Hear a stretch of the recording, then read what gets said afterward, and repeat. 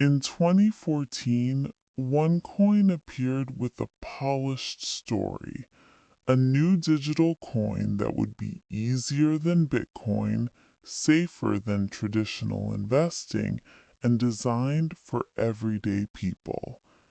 At the center was Ruja Ignatova, introduced on stage as a brilliant founder with elite education and big ambitions. The message was simple and emotionally powerful. You missed the early days of Bitcoin, but you will not miss this. From the beginning, OneCoin was presented less like a technology project and more like a movement. Supporters were encouraged to join events, share testimonials, and repeat key phrases about a coming financial revolution. Instead of focusing on public, verifiable technology, OneCoin focused on community excitement. Large venues, dramatic countdowns, and confident speeches that made the audience feel they were witnessing history. A major turning point was how OneCoin blended education with opportunity. People were not only told to buy a coin, they were told to buy learning packages, training materials, and memberships that supposedly helps them understand the future of money. This framing made it feel responsible, even wise. I'm not gambling, I'm learning. In many communities, that language lowered people's defenses. It also created a social identity. Members saw themselves as early adopters and educators, not just customers. As OneCoin spread across countries, the marketing used a familiar multi-level structure. New members were often introduced by friends, relatives, or respected local leaders. This is a key detail in why the story became so large. Trust traveled through personal relationships. When someone you care about says, "This changed my life," it is hard to respond with cold skepticism. OneCoin did not need everyone to understand blockchain. It only needed enough people to believe that the coin would soon be listed everywhere and rise rapidly in value. In documentaries and later court records, the core problem was not simply that people lost money. The deeper harm was the way belief was manufactured. OneCoin used the language of innovation to create certainty where uncertainty should have existed. A real cryptocurrency can be examined, its code, its blockchain, its supply rules, and independent confirmations. OneCoin's story asked people to accept the conclusion, "This is the future," without giving them the normal tools to verify it. By late 2015, the crypto queen image was firmly established. Glamorous events, a confident founder, and a growing global network. Many members felt proud, even protective, because OneCoin was no longer just a product. It had become part of their identity and hope. That emotional attachment would later make warnings harder to hear and make the eventual unraveling far more painful. OneCoin's growth was fueled by a carefully layered promise. You are early, you are smart, and you are helping others. The structure rewarded enthusiasm. Members were encouraged to present OneCoin at small meetings and large conferences, often with slides that looked technical and authoritative. The visuals, charts, projected future prices, and confident timelines helped people feel there was a measurable path to success. A critical feature of the story was the idea of mining and tokens. Many members believed they were participating in a process similar to legitimate cryptocurrencies, yet the details that normally allow public confirmation were missing. Instead of an open blockchain that independent experts could audit, OneCoin relied heavily on internal explanations and internal numbers. For everyday listeners, this creates an information imbalance. If you don't have a clear way to check claims, you end up trusting the presenter's confidence rather than the underlying facts. Another powerful element was social proof. OneCoin showcased people on stage who described paying off debts, supporting family, and achieving long-delayed dreams. This style of testimony is emotionally compelling, especially in places where opportunities feel limited. The audience doesn't just hear profit, they hear relief, dignity, and a second chance.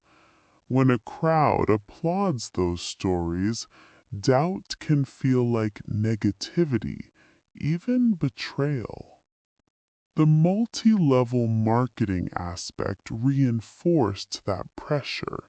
When earnings depend partly on recruiting, relationships become part of the engine. Members were motivated to keep the momentum positive. Questions could be reframed as fear. Skepticism could be labeled as not understanding the future. This is not just sales, it is social psychology. A person who hesitates risks losing status in the group, disappointing a friend, or feeling left behind. OneCoin also used the strategy of controlled access.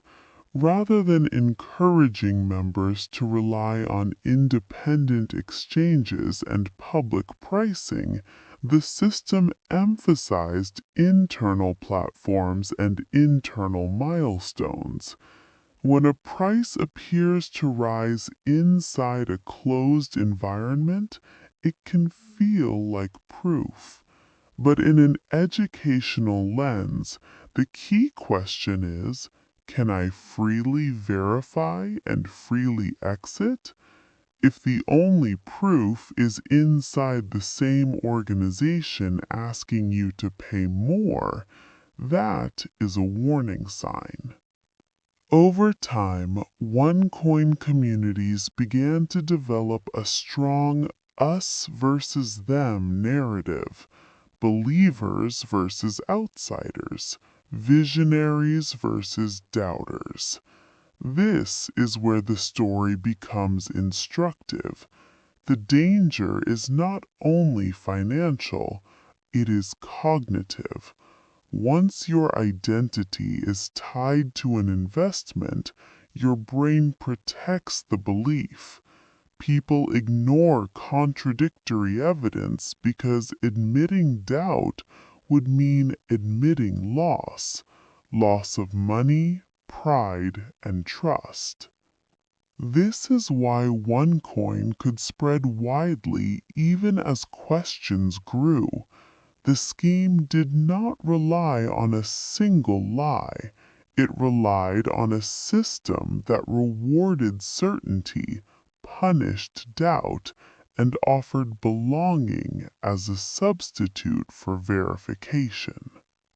As OneCoin expanded, independent observers started asking basic technical questions. The most important question was also the simplest. Where is the public blockchain? In legitimate crypto projects, transactions can be checked by anyone, anytime. In OneCoin's world, reassurance often came from internal explanations, company events, and leadership speeches rather than open verification.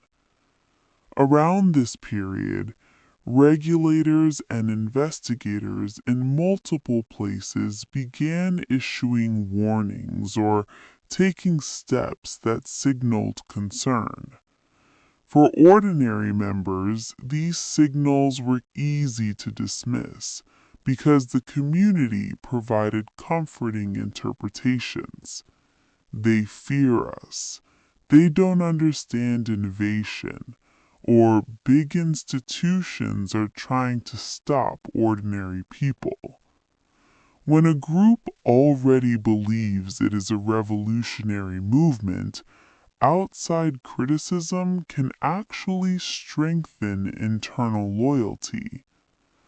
Meanwhile, some members began experiencing practical friction, difficulties withdrawing funds, confusing rules around exchanges, or pressure to buy higher packages to unlock better outcomes.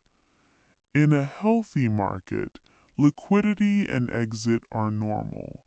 In a closed system, friction often grows as the organization tries to slow down withdrawals and keep money circulating inward. The educational lesson here is about how warning signs appear in real life. They rarely arrive as a single dramatic moment. Instead, they come as small mismatches, a promise that feels too smooth, a process that becomes more complicated when you try to leave, answers that become more emotional than factual. Many victims describe a period of quiet discomfort before they fully understood what was happening. In OneCoin's case, the public story remained confident. Big announcements, global expansion, and continued celebration of future riches. But behind the celebration, pressure intensified. Leaders and top promoters often focused on protecting the narrative because the narrative itself was the product. If the crowd believes, the system survives. If the crowd questions, the system weakens. This is also where the human cost becomes clearer. People do not join these schemes because they are careless. Many join because they are hopeful, responsible, and trying to improve life for their families. They trust friends. They trust community leaders. They trust the energy of a room full of believers. When doubts appear, it is painful to face them alone, especially if everyone around you is repeating that doubt is a mistake. By 2017, OneCoin faced sharper scrutiny, and internal contradictions were harder to hide. Yet, the organization still had what many fragile systems rely on: momentum. As long as new money and new believers kept coming, the story could continue, until a key event changed everything: the disappearance of the person who symbolized certainty. In October 2017, Ruja Ignatova traveled from Sofia to Athens and then vanished from public view. Members who were used to frequent appearances and dramatic speeches suddenly faced silence. In a community built on a charismatic center, silence creates anxiety. Yet even anxiety can be managed if the organization offers a replacement narrative. She's working on something big, or she must stay hidden for strategic reasons. After her disappearance, leadership shifted, including to her brother, Konstantin Ignatov. The project continued to present itself as legitimate, while many members tried to interpret what the absence meant. Some felt protective. Geniuses have enemies. Others felt uneasy. Why would a serious founder disappear when the coin is supposedly about to go global? In 2019, U.S. authorities unsealed charges against Ruja Ignatova and arrested Konstantin Ignatov. These events matter in the story because they mark the transition from rumor and confusion to formal legal action. For victims, this is often the hardest moment emotionally. The mind tries to reconcile two realities: the inspiring stage story and the reality described by investigators. The gap between those realities can feel like grief. Court documents described OneCoin not as a real cryptocurrency, but as a fraudulent operation marketed through a pyramid-style structure. The language in those documents emphasized that people were led to invest large sums based on misrepresentations. For members who believed they were supporting innovation, this framing could feel shocking, but it also gave many their first clear explanation for what they had been experiencing: the closed systems, the unclear pricing, and the difficulties exiting. This part of the story also reveals a common pattern in large-scale financial deception: the use of professional services and complex structures that can make an operation appear legitimate to outsiders. When something has offices, conferences, and confident executives, people assume there must be substance. OneCoin's public image had enough signals of legitimacy to delay suspicion for a long time. As legal cases progressed, the story became less about one charismatic figure and more about a broader network: promoters, executives, and facilitators who helped move money and maintain the appearance of a functioning system. For an educational documentary, this is crucial. Large schemes do not grow through one person alone. They grow through many small decisions made by many people, some knowingly, some not, who benefit from the momentum and avoid asking the questions that could stop it. By the end of 2019, the world had a clearer legal picture of OneCoin than it did in the earlier years, but many victims were left with the same painful question: if it was not real, how did it feel so real for so long?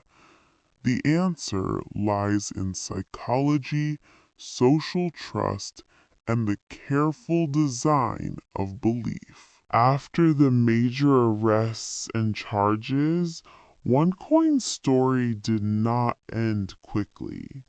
Large financial cases move slowly, and victims often endure years of uncertainty. Over time, additional cases and outcomes helped clarify how the operation functioned behind the scenes. One of the most visible developments was the continued focus by law enforcement on locating Ruja Ignatova. In June 2022, the FBI placed her on its 10 most wanted list. That choice signals not just notoriety, but the seriousness of the alleged harm and the difficulty of capturing her.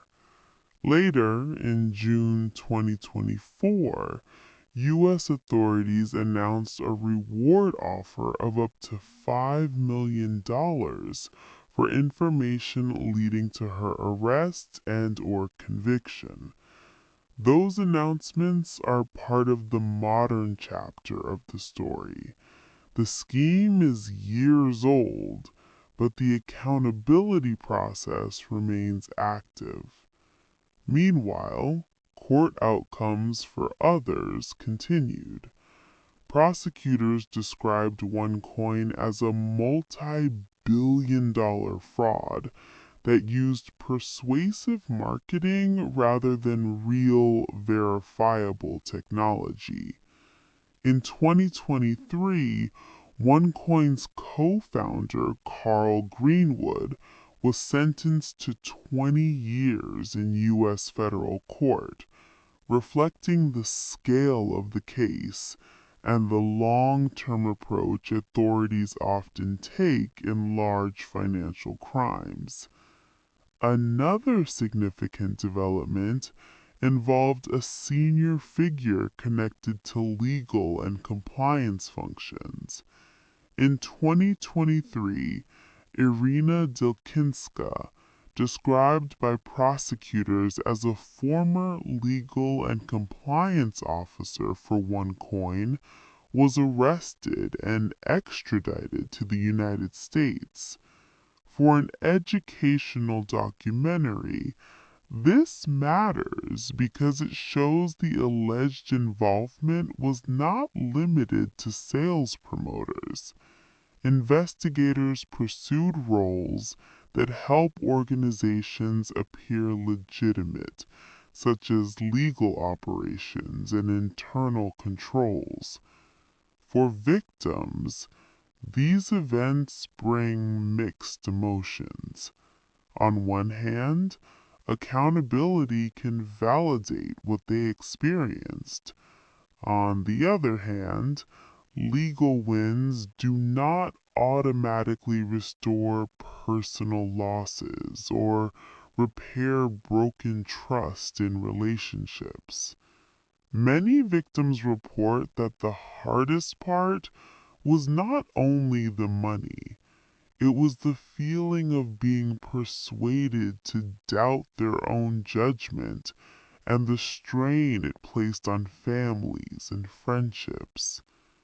This chapter also highlights a practical educational point. Recovery often requires both legal accountability and community support. A person exiting a scheme needs more than facts. They need a safe way to rebuild confidence without shame. The most constructive documentaries do not mock victims. They show how persuasion works, how hope is used, and how people can protect themselves next time with calm, practical verification habits. Even by 2024, the story remains unfinished. Some people were sentenced, some assets were pursued, and the central figure remains missing. The case became a living example of how modern investment movements can travel globally through emotion, identity, and social networks long before truth catches up. By 2025, OneCoin continued to echo in courtrooms, news coverage, and the lives of those affected. Legal processes around related figures and assets kept reminding the public that large schemes have long aftershocks. In October 2025, Reuters reported that the U.S. Supreme Court declined to hear an appeal tied to the 2019 conviction of Mark Scott, who had been sentenced for his role connected to OneCoin funds. The detail matters because it shows how courts can reaffirm earlier outcomes years later, and how complex the accountability timeline can be. In December 2025, Reuters also reported on a separate UK legal ethics matter involving a lawyer who had represented interests connected to OneCoin. The tribunal cleared her of misconduct allegations, emphasizing the challenge of judging professional actions with hindsight. This is a subtle but valuable educational angle. Major frauds create waves of fear and suspicion that can affect many people around the edges of the story. Careful systems of accountability try to separate what is proven from what is assumed. As of June 2024, the reward offer publicly associated with Ruja Ignatova was raised to up to $5 million, and she remains on the FBI 10 Most Wanted list. That continuing status is the final open thread in the OneCoin narrative, a global scheme that became famous not only for scale, but also for the disappearance of its central symbol. For viewers, the most important value of this true case is not the drama. It is the checklist of quiet, practical questions that protect ordinary people. First, verification beats charisma. If an investment cannot be independently checked, pricing, transactions, withdrawal ability, and public technical proof, treated as high risk. Second, controlled environments are a warning sign. If you must use only internal platforms, internal numbers, and internal explanations, you are trusting the seller to grade their own homework. Third, recruitment-driven rewards can distort honesty. When income depends on bringing in new people, optimism becomes a business model. Fourth, watch for emotional shortcuts. You're early. Don't be negative. Outsiders don't understand. This is a once-in-a-lifetime chance. These phrases are not evidence. They are pressure. Fifth, protect your relationships. If a friend invites you, slow down. Ask for written details. Ask for independent sources. A real opportunity will still be there after careful checking. OneCoin is a reminder that hope is not the enemy, haste is. People can pursue better lives and still demand clarity, The strongest lesson of this case is that education should increase your ability to verify, not decrease your willingness to question. And if a community tells you that questions are unwelcome, that alone may be the clearest answer you need.